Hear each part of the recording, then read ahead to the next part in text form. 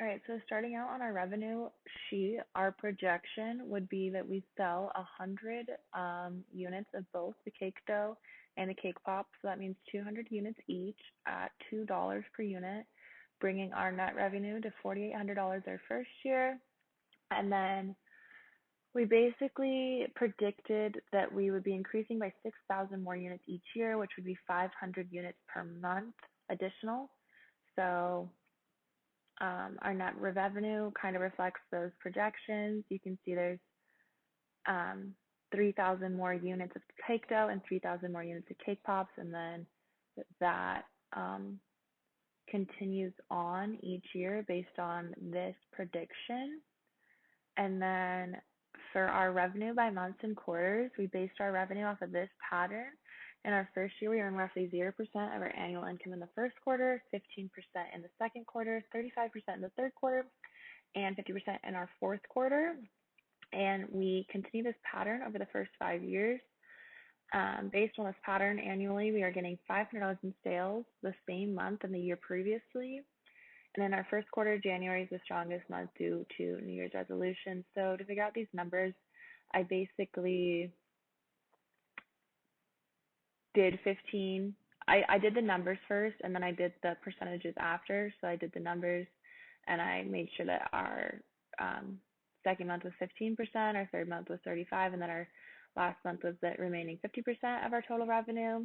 And then I added $500 per month to that. So I did that at first, and then I went back in and I figured out what percentage that was out of 16,800 out of our annual net revenue, and then I made the percentages match that to get our totals for the year to be the same as our net revenue up here, and any remaining percentages left, I would add that into January. So that's why January is typically higher than the other months in the first quarter. We kind of figured that with New Year's resolutions, January would be a high selling month for our cake pops and stuff. And we don't really think any month is going to be higher than the rest. We just think that like our exposure and our growth is going to be higher and higher each month. So that's where we got that. And then obviously these numbers are all just calculations based on this chart.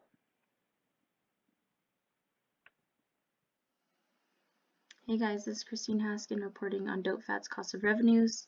Here you can see the revenue for the next 5 years as it increases. Then we covered and accounted for material costs, which includes the items to make the keto cookie dough as well as the keto cake pop, which include things like almond flour, cream cheese, sugar replacements, and flavor add-ins, etc. So you can see that it's 80 cents for year 1 and 2 and decreases as we are able to increase the number of units sold.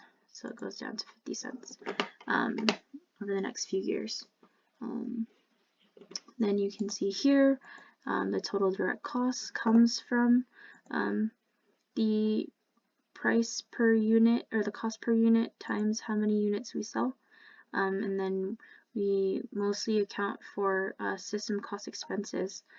So here you can see that we pay $160 for one-time fee to get the Nevada Cottage Food Operation licensure for $160, and then we plan on using our own home kitchens for this passion project, for using our own utility costs from the home kitchen. And then you can see here that we allocated 2% for wiggle room, and that equates to $96 and increases over the years as revenue goes up. And then you can see here the total cost of revenues equals like our total direct costs, salary expenses, and system costs, plus all other costs percentage of revenue. And then you can see here that the actual percent of revenue costs decreases as we are able to get costs down. from material costs mostly. And then you can see here that we have the variable costs as well as our fixed costs. Again, that fixed costs come from system costs, such as our energy and utilities. And then here you can see our months and quarters estimates for all the costs, which are just formulas. And that's it. Thank you.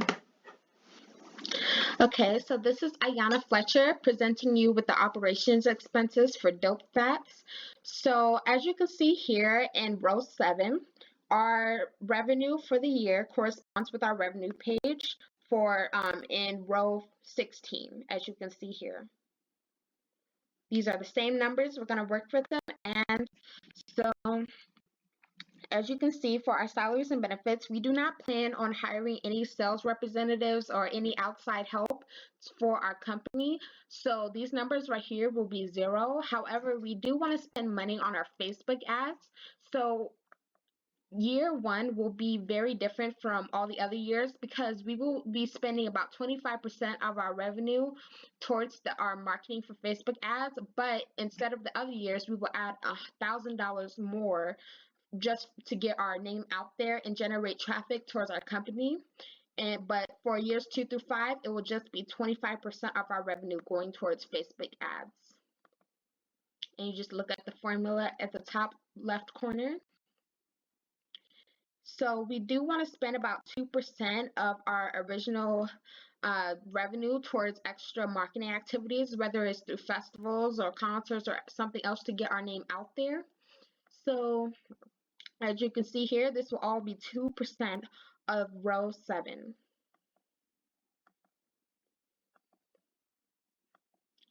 And when you add up row 13 plus row 15, it would equal our total sales and marketing. So for year 1, it's going to be about 50% of our revenue that is going to go towards our marketing activities. However, for years 2 through 5, it will be just about a quarter of our revenue. And we do not plan on doing any research and development. So these numbers down here, they are going to be 0. And this is going to make our salaries and benefits about $1,000 every year, which is going to be part of our fixed expenses. And so when you add up our $1,000, the first year when we're not making a lot, this will take up a big chunk of our percentage of revenue.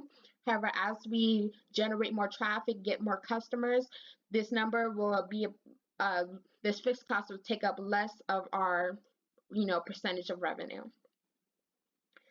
So when it comes to our variable costs, since we only have one variable cost, and that is our 2% that we will be spending towards extra marketing activities. So if you go back up and you look at row 15, these numbers right here will coordinate down with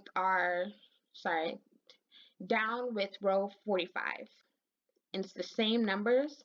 Our fixed expense will be the money that we spend on our Facebook ads plus our general administration expenses. So the $1,000 plus this number right over here, row 13. And if you go back down, it'll just be the same numbers down here. That would be the total, and it would end up, so you will add row 45 plus row 46, and we'll get our total allocation of operating expenses right over here.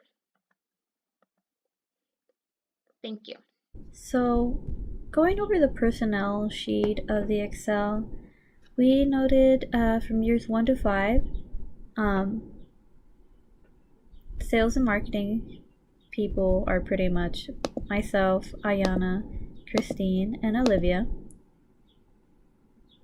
We noted that since this is more of a passion project than a side hustle, we want to be able to put as much money back into the business as possible, than to make a salary from Doughp Fatz. We have no hourly employees for the first 5 years since it's just us. We are the 4 service personnel, and we are not making any money from our business yet. The only money we do have is $1,000 a year to hire an accountant that will in turn do our taxes for us. Noted here on row 89, the percentage of revenue decreasing throughout the years from 26, 4, 3, and 2.